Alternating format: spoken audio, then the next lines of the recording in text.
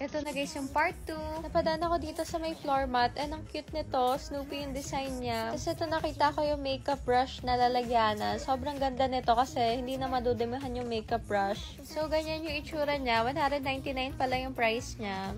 Ayan, nilagay ko na siya sa basket. Maganda to kasi magagamit ko talaga siya. Nakita ko naman tong color pink na basket. Sobrang cute niya. Ayan, available siya sa color pink and meron din color blue.